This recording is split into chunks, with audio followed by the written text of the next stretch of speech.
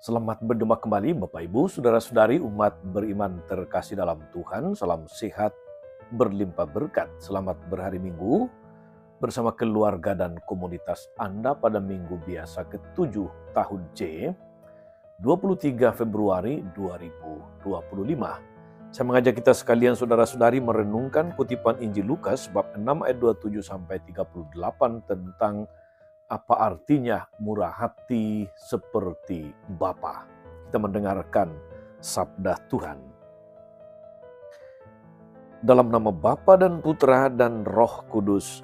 Amin. Sekali peristiwa, Yesus bersabda kepada murid-muridnya, "Dengarkanlah perkataanku ini. Kasihilah musuhmu, berbuatlah baik kepada orang yang membenci kamu. Mintalah berkat bagi orang yang mengutuk kamu. Berdoalah bagi orang yang mencaci kamu. Bila orang menampar pipi kirimu, berikanlah juga pipi kananmu. Bila orang mengambil jubahmu, biarkan juga ia mengambil bajumu. Berilah kepada setiap orang yang meminta kepadamu, dan janganlah meminta kembali dari orang yang mengambil kepunyaanmu. Sebagaimana kamu kehendaki orang berbuat kepadamu, demikian pula hendaknya kamu berbuat kepada mereka. Kalau kamu mengasihi orang yang mengasihi kamu, apakah jasamu? Orang-orang berdosa pun mengasihi orang-orang yang mengasihi mereka. Kalau kamu berbuat baik kepada orang yang berbuat baik kepadamu, apakah jasamu? Orang-orang berdosa pun berbuat demikian. Dan kalau kamu memberikan pinjaman kepada orang dengan harapan akan memperoleh sesuatu daripadanya, apakah jasamu? Orang-orang berdosa pun meminjamkan kepada orang-orang berdosa, supaya mereka menerima kembali sama banyak. Tetapi kamu, kasihilah musuhmu dan berbuatlah baik kepada mereka dan berilah pinjaman tanpa mengharapkan balasan. Maka ganjaranmu akan besar, dan kamu akan menjadi anak-anak Allah yang maha tinggi. Sebab ia baik terhadap orang yang tidak tahu berterima kasih dan terhadap orang-orang yang jahat. Hendaklah kamu murah hati, sebagaimana Bapamu murah hati adanya. Janganlah kamu menghakimi, maka kamu pun tidak akan dihakimi. Janganlah kamu menghukum, maka kamu pun tidak akan dihukum. Ampunilah, maka kamu akan diampuni. Berilah, maka kamu akan diberi. Suatu takaran yang baik yang dipadatkan, yang diguncang, dan tumpah keluar akan dicurahkan ke pangkuanmu. Sebab ukuran yang kamu pakai akan diukurkan kepadamu. Demikianlah sabda Tuhan. Bapak Ibu Saudara-saudari umat beriman terkasih dalam Tuhan, ada perbedaan mendasar antara fans, pengidola, dan sahabat. Lebih tepat lagi sahabat sejati.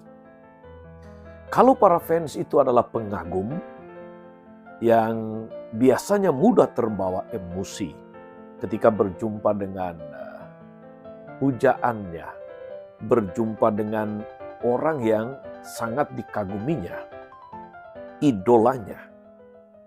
Sekilas pandang saudara-saudari, atau hanya sekedar lambaian tangan meskipun dari jauh, itu dapat membuat mereka histeris berteriak-teriak karena merasa dibalas, merasa diperhatikan oleh idolanya. Akan tetapi kalau tidak dibalas, kekaguman itu bisa dengan cepat berubah menjadi kebencian. Saudari-saudara umat beriman terkasih, sahabat sejati sebaliknya tidak harus menunjukkan kekagumannya, melainkan cukup dengan melakukan hal-hal kecil dari dirinya sendiri sebagai ungkapan kasih. Sahabat ini tidak tergantung pada katakanlah balasan atau tanggapan apapun dari orang yang dikasihinya. Dia mengasihi dengan tenang dan merasa bahagia hanya dengan pilihan yang sudah diambilnya. Bapak, Ibu, saudara-saudari, umat beriman terkasih dalam Tuhan, kalau kebersamaan iman kita, hidup bersama kita sebagai pengikut Kristus, dibandingkan dengan dua gambaran tadi antara fans dan sahabat sejati, seperti apakah kasih yang kita ungkapkan satu sama yang lain dalam persekutuan umat beriman, entah itu namanya di basis, di lingkungan, wilayah, atau di paroki. Kemurah hatian lekas dituturkan dengan mudah, dengan gampang, tapi sangat sulit untuk dihayati di dalam kehidupan nyata sehari-hari. Mungkin ada terlalu banyak alasan yang kini membuat kita gagal mengasihi dengan murah hati. Perhatian dan tanggapan dari orang lain, respon dari orang lain yang kita kasihi, itu adalah balasan yang seringkali kita tuntut, kita minta. Sadar atau tidak sadar, kita cenderung menuntut balasan. Saudari-saudara, perintah Yesus yang paling radikal dan mengejutkan kita dengarkan dalam kutipan Injil tadi. Injil Lukas bab 6, 27-38. Tidak ada perintah untuk mengasihi yang terdengar menakutkan atau terlalu keras selain sabda Yesus tadi, kasihilah musuhmu, berbuatlah baik kepada orang yang membenci kamu. Bagaimana mungkin? Itu sesuatu yang nampaknya mustahil dalam praktek hidup kita. Apa yang disampaikan Yesus ini, saudara-saudari, adalah pembalikan besar-besaran paradigma berelasi dalam kehidupan bersama manusia. Perintah kasih terhadap musuh tidak ditemukan dalam perkataan nabi manapun. Kita akan menemukan bahwa dalam perintah ini yang ada ialah sikap aktif dan bukan pasif. Yesus tidak mengajarkan sikap lemah dan menyerah atau menganjurkan untuk menjadi lemah dan menyerah, melainkan dengan sadar melawan kecenderungan yang lazim di dunia dalam praktek hidup masyarakat umum. Berbuat baik, memberkati, berdoa dan memberikan jubah kepada musuh, itu adalah dalam tanda kutip misi aktif yang tidak akan ditemukan dalam ajaran manapun. Dari saudara umat beriman yang diberkati Tuhan, semua ajaran Yesus mengenai bagaimana berelasi dan mengasihi yang mungkin mengejutkan itu sudah diberi kerangka sejak awal ketika dia mengatakan di awal Injil tadi, kepada kamu yang mendengarkan aku.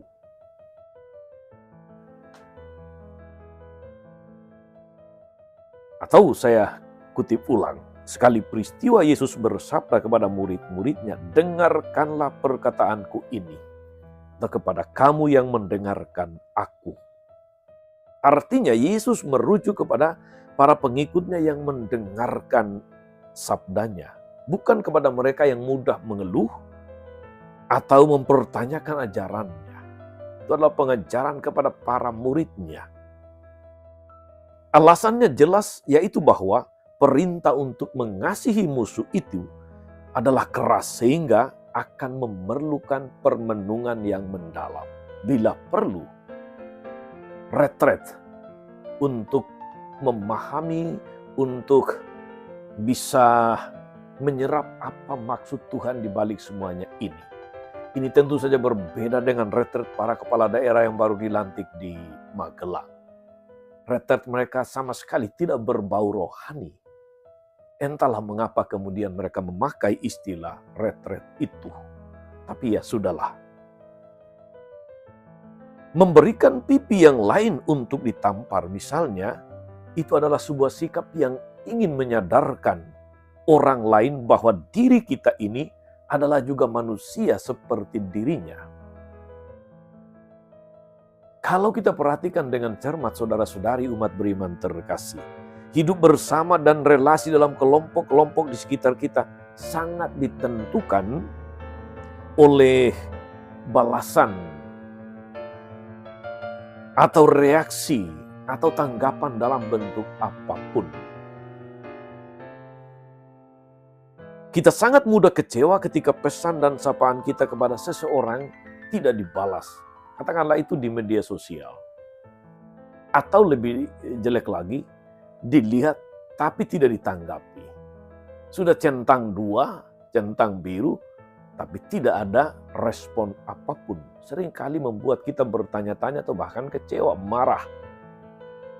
Lebih-lebih kalau ada urusan-urusan yang sangat penting, yang segera membutuhkan tanggapan. Lalu kita kemudian menjadi membuat status, membuat sindiran, membuat macam-macam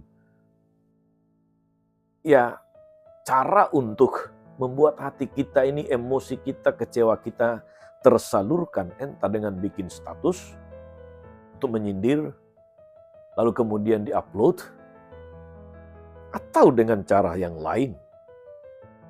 Seolah-olah ada sebuah keharusan untuk menanggapi dan bahwa inisiatif kita mesti dipertimbangkan. Hidup bersama seperti ini, saudara-saudari, itu akan sangat melelahkan. Maka tidak mengherankan jika ada sebagian orang yang tidak lagi mau menggunakan smartphone. Mereka menolak aplikasi media sosial yang hanya ingin memuaskan keinginan banyak orang untuk menuntut balas, untuk ditanggapi, untuk dibuatkan like, untuk dipuji, dan sebagainya. Karena tuntutan itu, kekerasan, lawan dari kasih, merajalela. Pesan Yesus hari ini sungguh radikal karena dengan keras mengeritik cara kita mengasihi. Kita terlalu sering mengasihi dengan cara menuntut pihak yang lain. Ini yang dikritik Yesus. Kita terlalu sering mengasihi dengan cara menuntut pihak yang lain. Dalam arti tertentu menuntut balas, menuntut tanggapan, menuntut pamrih. Hal itu persis kebalikan dari kemurahhatian yang adalah sifat Allah Bapa. Yesus katakan pada akhir Injil tadi, hendaklah kamu murah hati seperti Bapamu di sorga murah hati adanya. Kasih Kristiani, saudara-saudari, sebagaimana pernah dikatakan juga oleh Santo Bonaventura, dikutip juga oleh Bunda Teresa dari Kalkuta. Kasih itu adalah sebuah kata kerja yang kita lakukan terhadap orang lain dan bukan sebaliknya. Saudara-saudara umat beriman terkasih, dalam bacaan pertama kita mendengarkan juga hari ini, kebencian Saul yang dipicu oleh rasa iri hati terhadap Daud dalam kitab Samuel mengantar pada sebuah kejadian yang mengharukan. Saul berbaring tidur di tengah-tengah perkemahan, namun Daud hanya mendekatinya, hanya melihat bahwa Saul pun manusia seperti dirinya, bahkan sosok yang diurapi Tuhan untuk menjadi raja.